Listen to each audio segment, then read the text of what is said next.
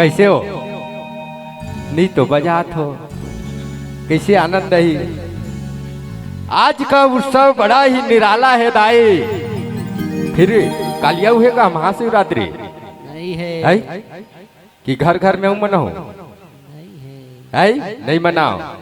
आज का उत्सव बड़ा ही निराला है। आज फिर से यहाँ आनंद बरसने वाला है। आपकी ताली अगर भजन में हो जाए, यहाँ फिर से एक बार रंग बरसने वाला है, रंग बिखरने वाला है। जोरदार ताली जाए। बढ़िया बढ़िया। साथ धुना भजन में। जय हो। हरे सत्संग के मनाज रे